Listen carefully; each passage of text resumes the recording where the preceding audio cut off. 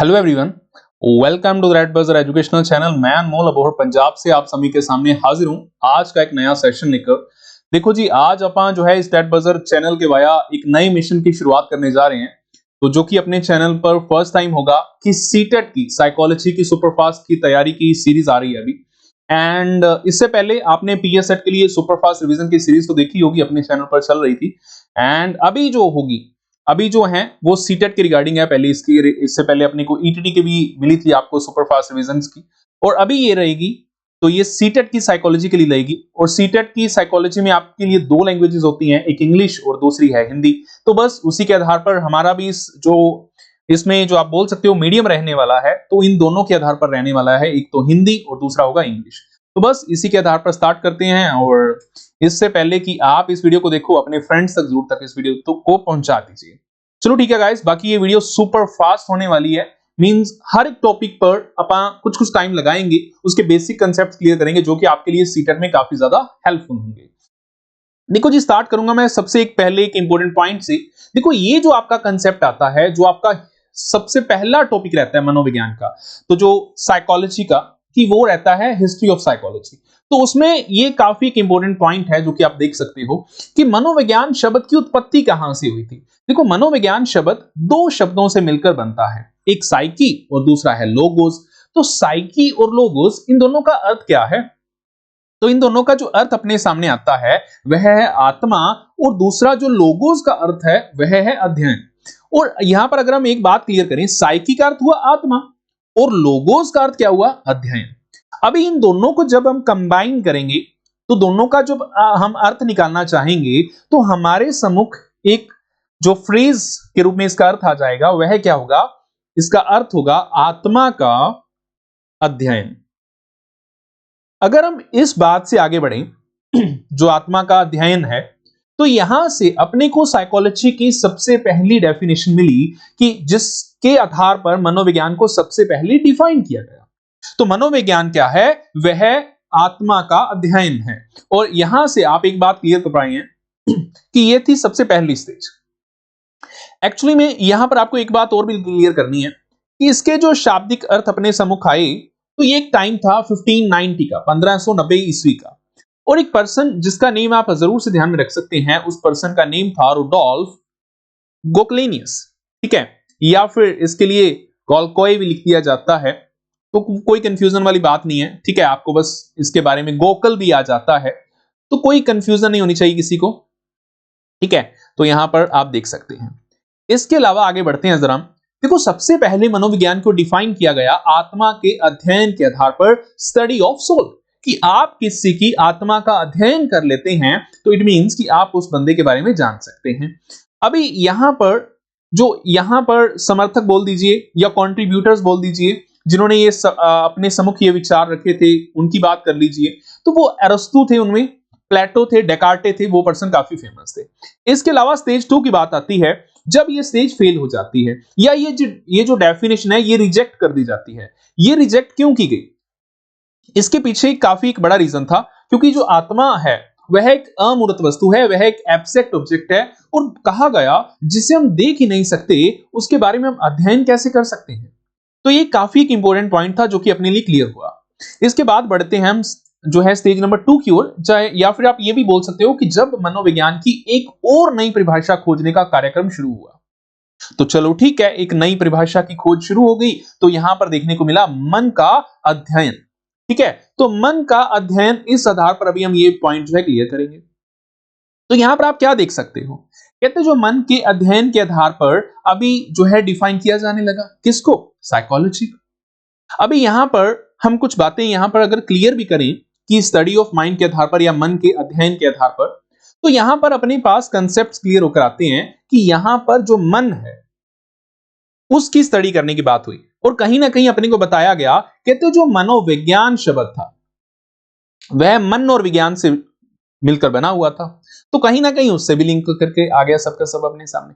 तो पोम्पोनोजी या फिर जॉन लोक इसी टाइम के समर्थक थे, ठीक है, इस परिभाषा के समर्थक के थे, ये आप बोल सकते हो। इसके अलावा और भी काफी पर्संस थे, बट उनके नेम काफी फेमस नहीं है, आपसे कभी पूछे नहीं जाते। जॉन लोक एक पर्सन जो काफी फेमस है, जिसका टेबुलर रासा कंसेप्ट है, बस आप वो ध्यान रखिएगा। इसके अलावा स्टडी ऑफ कॉन्शियसनेस का कंसेप्ट है, चेतना का अध्ययन।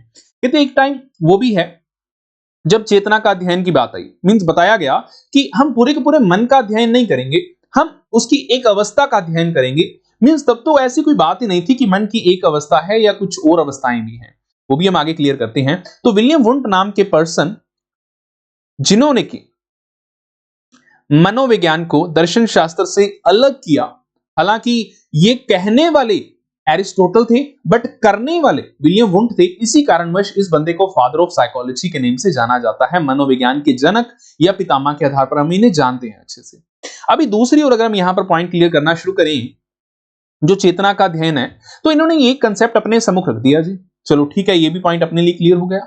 अभी दूसरी ओर अगर हम यहां से क्लियर करते हैं, यहां से समझते हैं कुछ और कंसेप्ट्स को भी, तो यहां पर अपने को पॉइंट क्लियर हुआ कि मन की एक ऐसी स्टेट है जो कि चेतन है, कॉन्शियस है, जो कि जागृत अवस्था है, उसकी बात हो रही है।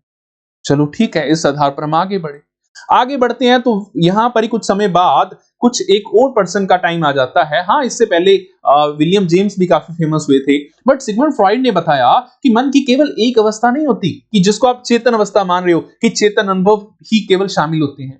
मन की 3 अवस्थाएं हैं। एक तो जो विलियम वुंट साहब ने बताई, ठीक है जी, चलो 1879 के आसपास, 1879 के आसपास जो है उन्होंने बता दिया था। ठीक है, 1879 के आसपास उन्होंने जो बता दिया था। और यहां पर अगर हम बात करें तो कॉन्शियस माइंड की बात की उन्होंने। चलो ठीक है, एक तो अवस्था हुई मन की कॉन्शियस अवस्था, दूसरी हुई सब कॉन्शियस, तीसरी हुई अनकॉन्शियस।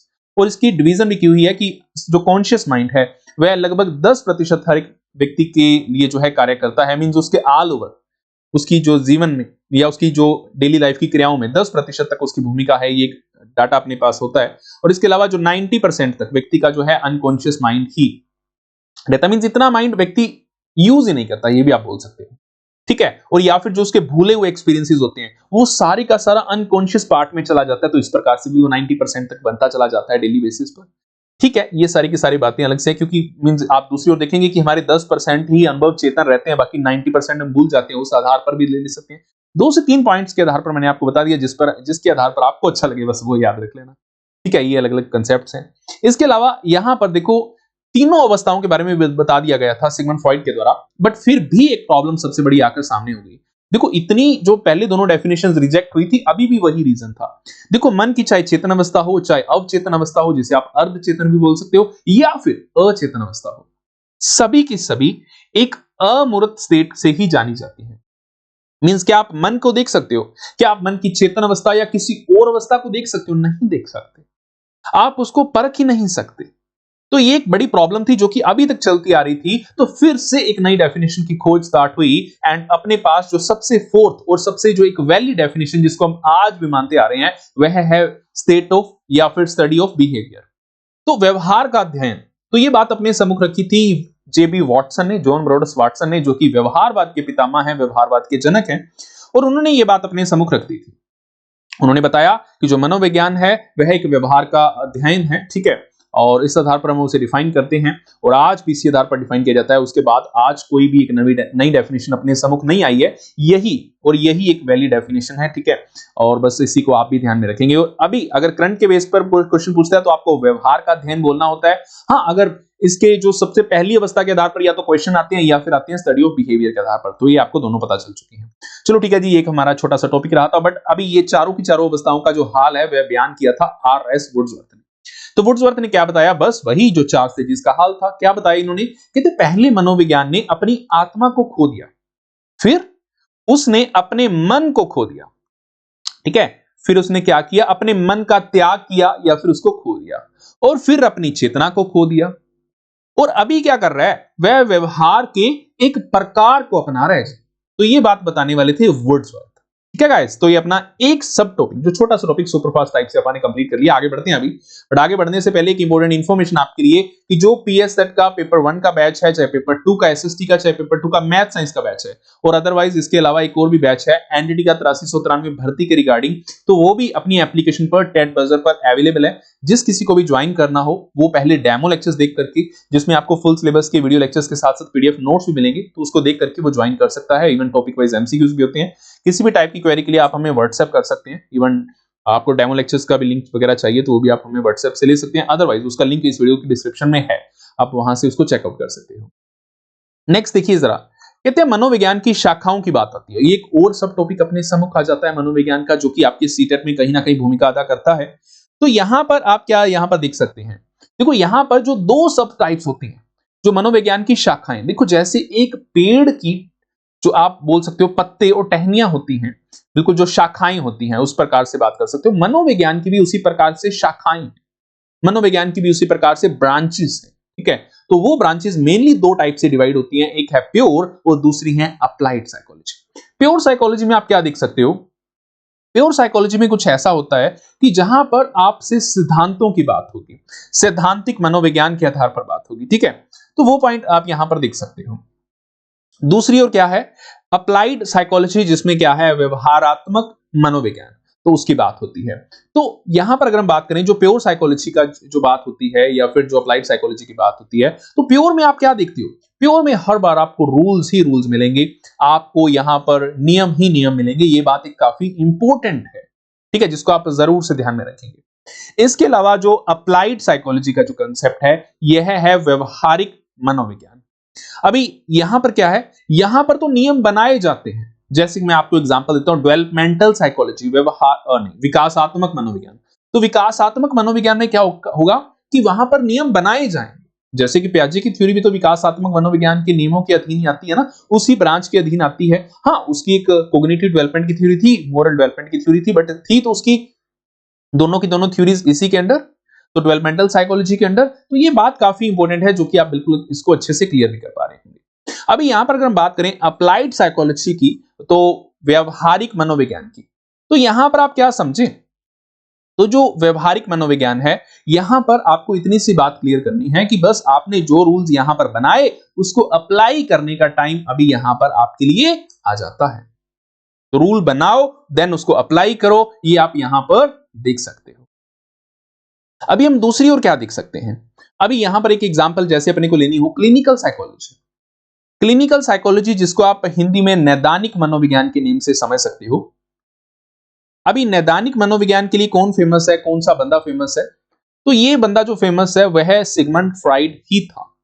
सिगमंड फ्राइड दूसरों के अनकॉन्शियस मन की बातें भी जान लेते थे, ठीक है, और मींस उनका पता लगवा लेते थे, तो ऐसी उनकी कला थी।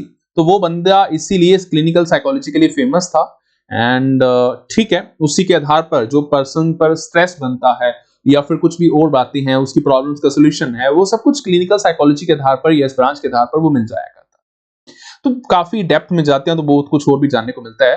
तो ठीक है, बस आपके लिए बस मैं इतना ही रखने वाला हूं। आगे बढ़ते हैं जरा अपने एक और टॉपिक की ओर। तो दो टॉपिक मैंने आपको सुपर फास्ट टाइप से करवा दिए हैं। हाँ, मैं आपको एक बात बता देता हूं कि सीटेट में आपके लिए क्वेश्चन डेवलपमेंटल साइकोलॉजी में से चाइल्ड साइकोलॉजी में आता है, और चाइल्ड साइकोलॉजी है बच्चों का मनोविज्ञान, और इसके फादर कौन है, इसके जो फादर हैं वह हैं जीन पियाजे। तो जीन पियाजे फादर ऑफ जो है चाइल्ड साइकोलॉजी हैं, बाल मनोविज्ञान के पितामह हैं, जनक हैं। वो बात आप इनके लिए जरूर से ध्यान में रखेंगे और ये पॉइंट आपके लिए काफी ज्यादा इंपॉर्टेंट है। ओके, और इसके अलावा भी अगर मैं कुछ और बातें आपको यहां पर क्लियर करना चाहूं, और बाल मनोविज्ञान एक ऐसा मनोविज्ञान है जो कि टीचर्स को नॉलेज देता है कि बच्चों के लिए एक अच्छी व्यवस्था करने की, मींस प्रॉपर टीचर के लिए गाइड बन जाता है, क्योंकि टीचर को कैसे पढ़ाना है तो वो भी यहां से उसको पता चल पाता है, क्योंकि आगे वो इंडिविजुअल डिफरेंसेस का कांसेप्ट समझ पाता है। इंडिविजुअल डिफरेंसेस, व्यक्तिगत विभिन्नताएं, कि मैं आपसे अलग हूं, आप मेरे से अलग है, कोई तीसरा अपने दोनों से अलग है, तो वह सब इसमें के अंदर जब हम डेप्थ में जाते हैं तो पढ़ने को मिल जाता है अपने को। तो अभी मैं नेक्स्ट टॉपिक को स्टार्ट करने जा रहा हूं, तो वो इसी के अंदर जो कि आपके लिए रहेगा ग्रोथ एंड डेवलपमेंट। और अभी तक आपने अगर इस वीडियो को शेयर नहीं किया ना, तो जरूर से कर दीजिए, क्योंकि आपके जैसे फ्रेंड्स और भी ऐसी प्रेपरेशन चाहते हैं जो कि आप कर पा रहे हो। ठीक है, तो बिल्कुल आप उन तक जरूर से पहुंचाइए। मिनिमम एक ग्रुप में आप इसको शेयर जरूर से कीजिए, जो भी आपके फ्रेंड्स के ग्रुप हों, जो कि टीचिंग ग्रुप्स हों। हाँ जी, आगे देखिए जरा। तो ग्रोथ एंड डेवलपमेंट या फिर वृद्धि और विकास का जो कंसेप्ट है, इसके आधार पर हम आगे बढ़ते हैं। देखो, वृद्धि और विकास, यहां पर आप क्या समझ सकते हो, एक ग्रोथ है, दूसरी है डेवलपमेंट। तो यहां पर आपको एक काफी इंपॉर्टेंट पॉइंट समझना होता है कि कौन किसका भाग है। ये सीटेट में बहुत ही बार पूछा जा चुका है। तो ग्रोथ डेवलपमेंट का एक भाग है, ये आपको पॉइंट मन में जो है बिठा लेना है। और यहां पर इस पिक्चर के बारे भी जरा समझ लीजिए, इस पिक्चर के बारे आपको क्या क्लियर किया जा रहा है। ये पिक्चर आपके लिए इसीलिए यहां पर ऐड करवाई गई है ताकि इसके बाद कोई डाउट न रह जाए। मैंने ये नहीं किया कि ये ग्रोथ है और ये सारी की सारी डेवलपमेंट है, नहीं, मैंने आपके लिए यही डिफाइन किया है कि ये सारी की सारी डेवलपमेंट है और इसमें एक छोटा सा एरिया ग्रोथ का है या एक बड़ा सा एरिया भी ग्रोथ का हो सकता है और छोटे से छोटा भी हो सकता है, वो डिपेंड करता है। क्योंकि जो ग्रोथ है यह अपने शारीरिक पक्ष से जुड़ा हुआ होता है और यहां पर अगर हम डेवलपमेंट की बात करें तो इसमें अपना शारीरिक, सामाजिक, मानसिक और संवेगात्मक, तो ये सारे के सारे पक्ष इसमें जो है शामिल होते हैं। ये बात आपको जरूर से ध्यान में रखनी है। और जरा मैं इसके अलावा जरा हटकर भी बात करूं, यहां पर आपको और भी क्या ध्यान में रखना है। कहते हैं ये जो सारे के सारे पक्ष हैं, क्योंकि फिजिकल एस्पेक्ट तो डेवलपमेंट में भी आएगा और फिजिकल एस्पेक्ट तो ग्रोथ में भी है, ठीक है। ऐसी कोई बात नहीं है कि ग्रोथ में ये नहीं होगा और ये डेवलपमेंट में होगा या डेवलपमेंट नहीं, दोनों साइड पर होगा, ठीक है। ऐसी कोई प्रॉब्लम यहां पर आपको नहीं फेस करनी पड़ेगी क्योंकि आपको भी क्लियर है। बाकी ये सारे के सारे पक्ष अंतर संबंधित होते हैं, एक का प्रभाव दूसरे पर देखने को मिलता है। ये भी पॉइंट काफी ज्यादा इंपॉर्टेंट है जिसको आप जरूर से ध्यान में रखें। आगे देखिए जरा सेफेलोकोडल ट्रेंड। हाँ, एक बात मैं आपको और क्लियर देना चाहता हूं कि है तो सुपर फास्ट रिवीजन और ये स्पेशली उनके लिए ज्यादा बेनिफिशियल होगी जिन्होंने कभी ना कभी जरूर से इन चीजों को डिटेल से पढ़ा हुआ है। आज उनके लिए काफी हेल्पफुल होगी। हाँ, जिस बंदे ने डिटेल से पढ़ा नहीं है उसके लिए भी हेल्पफुल होगी, बट वो बेनिफिट उसको नहीं दे पाएगी जो एक्चुअली में उसको मिलना चाहिए। तो यहां पर अभी हम आगे बढ़ते हैं जरा दो ट्रेंड्स की ओर। देखो यहां पर आप देख सकते हो कि सेफेलोकोडल और प्रॉक्सिमल डिस्टल ट्रेंड, सिर से पांव तक जो विकास होने वाला जो क्रम है वह सेफेलोकोडल ट्रेंड है। तो वो एक बात काफी ज्यादा इंपॉर्टेंट है। प्रॉक्सिमल डिस्टल ट्रेंड जो है बाहरी प्रवृत्ति या मध्यवर्ती प्रवृत्ति, तो ये भी एक ट्रेंड है। ये दोनों विकास के क्रम है जो कि विकास इनको फॉलो करता है। ये बातें आपको ध्यान में रखनी है। यहां पर अगर हम बात करें, आप क्या देख सकते हो, जो सेफेलोकोडल ट्रेंड है इसमें आप देखेंगे कि जो विकास है सर से पांव की ओर होता है, ऊपर से नीचे की ओर चलता है। तो ये पॉइंट अपने लिए काफी ज्यादा इंपॉर्टेंट है। अभी हम यहां से और क्या क्लियर कर सकते हैं। देखो, सर से पांव की ओर चलने वाला विकास होता है सेफेलोकोडल ट्रेंड। बस इतनी सी बात है। यहां पर आप मांसपेशियों और यहां पर तालमेल बिठाने का भी विकास है। मांसपेशियों का विकास भी आप देख सकते हो, ये एक पॉइंट आया हुआ है सीटेट में। और दूसरी ओर यहां पर तालमेल बिठाना, वो भी एक यहीं पर शामिल है। यहां पर क्या है, प्रॉक्सिमल डिस्टल में यह मध्य से शुरू होता है। यह बात आपको ध्यान में रखनी है। मध्य से शुरू होकर और बाहर की ओर चलता है। मींस आपके पेट से, आपकी रीढ़ की हड्डी से, बैकबोन से शुरू होकर आपके बाहर की ओर मींस बाजुओं की ओर चलेगा, ठीक है। पहले बाजुएं विकसित हो, पहले आपका पेट विकसित होगा, या फिर आप बोल दीजिए इवन सबसे पहले रीढ़ की हड्डी विकसित होगी, फिर पेट विकसित होता है। आगे बढ़ेंगे तो बाजुएं विकसित होंगी, फिर हाथ विकसित होंगे, फिर उंगलियां विकसित होंगी और फिर इसी के साथ हम कोऑर्डिनेट करके या इंटीग्रेट करके फिर हम लिखना भी शुरू कर देते हैं। तो वो सारे का सारा जो प्रोसेस है प्रॉक्सिमल डिस्टल ट्रेंड के अंदर आ जाता है। मध्यवर्ती प्रवृत्ति या बाहरी प्रवृत्ति के आधार पर हम इसे जानते हैं। आगे देखिए, वृद्धि और विकास के सिद्धांतों के आधार पर भी बात करेंगे। बहुत सारे प्रिंसिपल्स होते हैं, बट कुछ इंपॉर्टेंट प्रिंसिपल मैं आपके सम्मुख अभी रखूंगा। तो principles of growth and development, तो वृद्धि और विकास के जो सिद्धांत है और उसी के आधार पर हम अभी जो है इसको डिस्कस करने वाले। हाँ, अभी तक आपने हमारा टेलीग्राम चैनल ज्वाइन नहीं किया तो वो जरूर से ज्वाइन कर लीजिए। उसका लिंक भी इसी वीडियो की डिस्क्रिप्शन में है, ताकि आपको फ्यूचर में सारी वीडियोस के लिंक, अपडेट्स वहीं पर मिलती रही आपके एग्जाम के रिगार्डिंग। नेक्स्ट देखिए जरा निरंतरता का सिद्धांत, तो प्रिंसिपल ऑफ कॉन्टिन्यूअस डेवलपमेंट। बहुत बेसिक सी बात है कि जो विकास है एक निरंतर चलने वाली प्रक्रिया है। यह जब तक मृत्यु नहीं हो जाती अपनी, और तब तक ये विकास चलता रहता है। हाँ, शुरू कब से होता है, जब अपन एक सेल के रूप में विकसित हो जाते हैं ना, मींस जन्म से भी पहले। तो जब गर्भ धारण का समय होता है, जब माता और पिता दोनों की ओर से जो है सेक्सुअल रिलेशंस बनते हैं, बच्चा जो आप बोल सकते हो बच्चा एक सेल के रूप में विकसित हो जाता है, जाइगोट के रूप में विकसित हो जाता है, तब से आप बोल सकते हो कि एक बच्चे का विकास शुरू हो जाता है। इवन वो समय जो गर्भ धारण से जन्म तक का समय होता है वो 9 माह और 10 दिन का समय होता है, 270 से 80 दिन के आसपास का समय होता है। तो वो भी एक पॉइंट काफी इंपॉर्टेंट है जो कि आपको यहां पर ध्यान में रखना है। आगे देखिए जरा निरंतरता का सिद्धांत, तो चलो आपको क्लियर हुआ। तो आनुवंशिकता और पर्यावरण की अंतःक्रिया का सिद्धांत, यहां पर अभी आप क्या क्लियर कर पा रहे हो। देखो, हेरिडिटी और एनवायरमेंट दोनों की इंटरेक्शन से डेवलपमेंट होती है। अगर आप यहां पर समझेंगे, देखो एक बच्चे का जन्म होना लगभग निर्भर करता है हेरिडिटी पर, क्योंकि जो आपके माता पिता का एनवायरनमेंट है वो उस बच्चे के लिए एक हेरिडिटी काउंट होती है। हाँ, आपके माता पिता का वातावरण था उसमें शामिल, बट आपके लिए वो आपकी हेरिडिटी है। ये बात आपको ध्यान में रखनी है। जब इसको आप डेप्थ में जाकर समझते हो तो ये आपको क्लियर हो जाती है, बट अभी अपने पास टाइम नहीं है इतना जाने का आगे, है ना। आगे क्या देख सकते हो, दूसरी ओर है वातावरण, आपका पर्यावरण। जब आपका जन्म हो जाएगा उसके बाद पर्यावरण आपके जीवन में काफी एक इंपॉर्टेंट भूमिका अदा करता है। इन दोनों की होती है अंतःक्रियाएं। जब होती है अंतःक्रियाएं तब हो जाता है विकास। ठीक है, तो इन दोनों की अंतःक्रियाओं से व्यक्ति का विकास होता है। नेक्स्ट क्या है, व्यक्तिगत अंतर का सिद्धांत। और एक बात मैं आपको और बता दूं, ये जो व्यक्तिगत अंतर का सिद्धांत है ना, ये इसका इस क्वेश्चन का आंसर यहां से मिल जाता है। आप मेरे से अलग हो, मैं आपसे अलग हूं, क्योंकि आपकी हेरिडिटी मेरे से अलग है, आपको मिलने वाला एनवायरनमेंट मेरे से अलग है। तो यही बात है ना, हम एक दूसरे से अलग हैं। इवन जुड़वा बच्चे ट्विंस भी एक जैसे नहीं हो सकते, उनकी हेरिडिटी सेम नहीं हो सकती। सोचिए जरा, जब ट्विंस एक जैसे नहीं हो सकते, उनकी हेरिडिटी सेम नहीं हो सकती, आप सोच भी कैसे सकते हैं कि उनको मिलने वाला एनवायरनमेंट एक जैसा हो जाएगा, उनकी रुचियां एक जैसी हो जाएंगी? पॉसिबल ही नहीं है कभी भी। तो इसी कारणवश हर एक व्यक्ति दूसरे से भिन्न है। और इसको डिफाइन करने वाला पर्सन भी वर्ड्सवर्थ था, जिसने काफी अच्छे से एक्सप्लेन किया कि जो विकास है वह है हेरिडिटी और एनवायरनमेंट दोनों की अंतःक्रियाओं का नतीजा है, या रिजल्ट है, या कंक्लूजन है। आगे देख लीजिए, वृद्धि और विकास की दर एक समान नहीं रहती। तो ये भी एक पॉइंट काफी ज्यादा इंपॉर्टेंट है कि जो वृद्धि और विकास की जो दर है वह एक समान नहीं रहती है। अगर आपको यहां पर पॉइंट क्लियर हो गया है तो काफी अच्छी बात है, अदरवाइज मैं आपको बता देता हूं। देखो क्या होता है कि जब जीवन आगे बढ़ता चला जाता है, कभी विकास की दर फास्ट हो जाती है, कभी स्लो हो जाती है, तो वो पॉइंट यहां पर आप देख सकते हो। तो वृद्धि और विकास की दर इसी कारणवश बोला जाता है कि किसी अवस्था में यह फास्ट हो जाएगी, कहीं पर स्लो हो जाएगी, कहीं पर सोशल डेवलपमेंट फास्ट हो जाएगी, कहीं पर फिजिकल डेवलपमेंट फास्ट हो जाएगी। तो ये चलता रहता है जीवन भर ऐसा ही।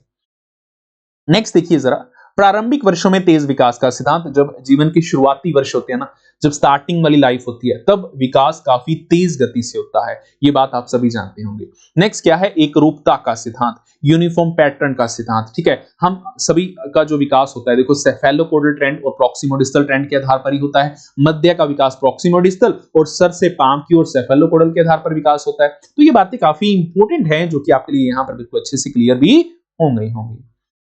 आगे देखिए जरा, विकास की दिशा का सिद्धांत है, प्रिंसिपल ऑफ डायरेक्शन। तो प्रिंसिपल ऑफ डायरेक्शन को आप कैसे समझ सकते हैं इस बात को?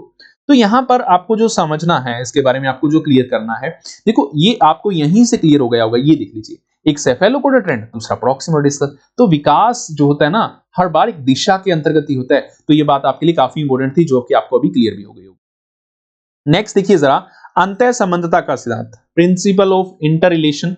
तो विकास के सभी जो पक्ष है ना, वह अंतः संबंधित है। ठीक है, यहां पर प्रिंसिपल ऑफ इंटर रिलेशन आएगा। ठीक है, तो डेवलपमेंट इज इंटर रिलेटेड, या फिर आप ये बोल सकते हो। तो जो विकास है वह अंतः संबंधित है, या फिर आप इस प्रकार से डिफाइन कर सकते हो इसको। तो जो फिजिकल एस्पेक्ट का प्रभाव है वह मानसिक पर भी पड़ता है, मेंटल एस्पेक्ट पर, मेंटल का सामाजिक पर पड़ता है, सामाजिक का भावनात्मक पर या संवेगात्मक पर भी पड़ता है। तो ये पॉइंट आपके लिए काफी ज्यादा इंपॉर्टेंट है। नेक्स्ट है, जो विकास है हर बार सामान्य से विशिष्ट की ओर होता है। जो बच्चा साधारण सी क्रियाएं करता है वह सामान्य ही काउंट होती हैं, बट उससे जो उसकी कुछ ना कुछ स्पेसिफिक होती हैं, वो जो अपने जीवन में करता रहता है डे बाय डे, तो वह सारी के सारी स्पेसिफिक काउंट होती है। तो वह भी काफी ज्यादा इंपॉर्टेंट है, जो कि आपके लिए वहां से क्लियर हो जाती हैं।